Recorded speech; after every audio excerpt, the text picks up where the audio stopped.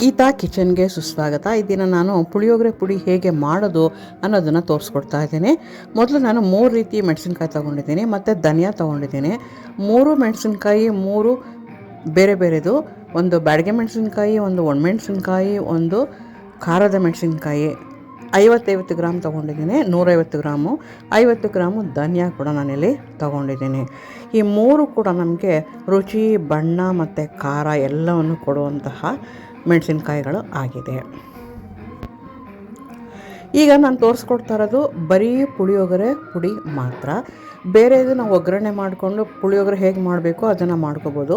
ಇಲ್ಲಿ ಪುಳಿಯೋಗರೆ ಪುಡಿ ಮಾತ್ರ ನಾನಿಲ್ಲಿ ನಿಮಗೆ ತೋರಿಸ್ಕೊಡ್ತಾ ಇದ್ದೀನಿ. ಮತ್ತೀಗ ನಾನು ಉಳಿದ ಇನ್ನಿತರ ಪದಾರ್ಥಗಳ ಬಗ್ಗೆ ಹೇಳ್ತಾ ಇದ್ದೀನಿ. ಕಡಲೆಬೇಳೆ ಮತ್ತು ಉದ್ದಿನಬೇಳೆ 55 ಗ್ರಾಮು, ಜೀರಿಗೆ 50 ಗ್ರಾಮು, ಕಾಳು ಮೆಣಸು 50 ಗ್ರಾಮನ್ನು ನಾನಿಲ್ಲಿ ತೊಗೊಂಡಿದ್ದೀನಿ. ಇಷ್ಟು ಕೂಡ ನಾವು ಫ್ರೈ ಮಾಡ್ಕೋಬೇಕು. ಈಗ ಸಾಸಿವೆ 10 ಗ್ರಾಮು, ಚಕ್ಕೆ 10 ಗ್ರಾಮು, ಮೆಂತ್ಯ 5 ಗ್ರಾಮು, ಅರಿಶಿನ ಬಣ್ಣಕ್ಕೆ, ಲವಂಗ 5 ಗ್ರಾಮು ಮತ್ತು ಒಣಗಿದಂತಹ ಕರಿಬೇವಿನ ಸೊಪ್ಪನ್ನು ಕೂಡ ನಾನಿಲ್ಲಿ ಇಟ್ಕೊಂಡಿದ್ದೀನಿ. ಚಕ್ಕೆ ಸ್ವಲ್ಪ ಜಾಸ್ತಿ ಇದ್ದರೆ ಪುಡಿಗೆ ಒಳ್ಳೆ ಸುವಾಸನೆ ಬರುತ್ತೆ, ಹಾಗಾಗಿ ಸ್ವಲ್ಪ ಜಾಸ್ತಿ ಹಾಕ್ಕೊಂಡಿದ್ದೀವಿ.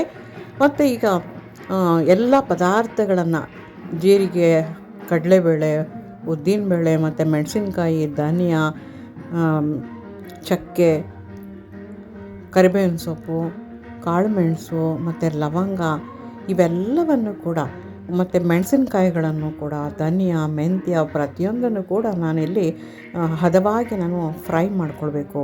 ಆ ಫ್ರೈ ಮಾಡ್ಕೊಳ್ಳೋದನ್ನು ಕೂಡ ನಾನು ಹೇಗೆ ಅಂತ ನಾನು ನಿಮಗೆ ಇಲ್ಲಿ ತೋರಿಸ್ತಾ ಹೋಗ್ತಾ ಇದ್ದೀನಿ.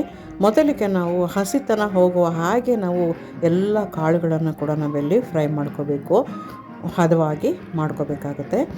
ಮತ್ತೀಗ ಬೇರೆ ಬೇರೆ ಕಾಳುಗಳನ್ನು ಕೂಡ ನಾವಿಲ್ಲಿ ಫ್ರೈ ಮಾಡ್ಕೊಳ್ತಾ ಹೋಗ್ತಾ ಇದ್ವಿ.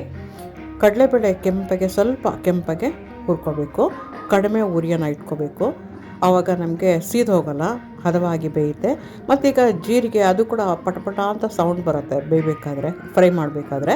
ಆ ಜೀರಿಗೆನೂ ಕೂಡ ನಾವು ಸ್ವಲ್ಪ ಬಣ್ಣ ಬದಲಾವಣೆ ಬರೋ ತನಕ ನಾವು ಅದನ್ನು ಹುರ್ಕೋಬೇಕು. ಈಗ ನಾನು ಬೇರೆ ಕಾಳುಗಳನ್ನೆಲ್ಲನೂ ಒಟ್ಟಿಗೆ ಹಾಕಿ ಕಾಳು ಮೆಣಸನ್ನು ಹುರ್ಕೊಳ್ತಾ ಇದ್ದೀನಿ. ಕಾಳು ಮೆಣಸು ಮತ್ತು ಮೆಂತ್ಯ, ಧನಿಯಾ.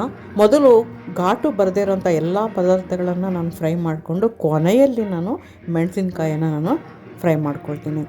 ಹೀಗೆ ಚಕ್ಕೆ, ಲವಂಗ ಮತ್ತು ಮೆಂತ್ಯ, ಸಾಸಿವೆ ಇದಿಷ್ಟನ್ನು ಸ್ವಲ್ಪ ಕಡಿಮೆ ಉರಿಯಲ್ಲಿ ಸ್ವಲ್ಪವೇ ನಾವು ಇದನ್ನು ಫ್ರೈ ಮಾಡ್ಕೊಳ್ತಾ ಹೋಗಬೇಕು. ಇಲ್ಲಾಂದರೆ ಅದರ ಗಮ್ ಅನ್ನುವ ಒಂದು ಸುವಾಸನೆ ಇಲ್ಲಿ ಹಾಳಾಗುತ್ತೆ.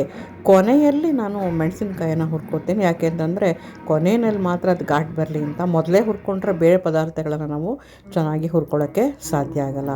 ಈಗ ನಾನು ಎಲ್ಲ ಪದಾರ್ಥಗಳನ್ನು ಹದವಾಗಿ ಫ್ರೈ ಮಾಡ್ಕೊಂಡಿದ್ದೀನಿ. ಈಗ ಅದನ್ನೆಲ್ಲ ನೀಟಾಗಿ ನಾನು ಕಲಿಸ್ಕೊಳ್ಬೇಕು, ಮಿಕ್ಸ್ ಆಗೋ ಥರ ಅದನ್ನು ಕೈ ಆಡಿಸಿ ಎಲ್ಲನೂ ಸ್ವಲ್ಪ 2 ನಿಮಿಷ ಅದನ್ನು ತಣ್ಣಗಾಗಕ್ಕೆ ಬಿಡಬೇಕು.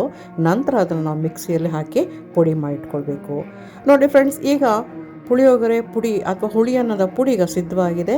ಇದಕ್ಕೆ ನಾನು ಇಂಗು ಮತ್ತು ಅರಿಶಿನವನ್ನು ಸೇರಿಸಿ ನಾನು ಮಿಕ್ಸ್ ಮಾಡ್ಕೊಳ್ತಾ ಇದ್ದೀನಿ. ಆಗ ನಮಗೆ ಪುಡಿಗೆ ಒಂದು ಬಾಳಿಕೆನೂ ಬರುತ್ತೆ ಮತ್ತು ರುಚಿ, ಬಣ್ಣ ಎಲ್ಲ ಕೂಡ ನಮಗೆ ಬರುತ್ತೆ.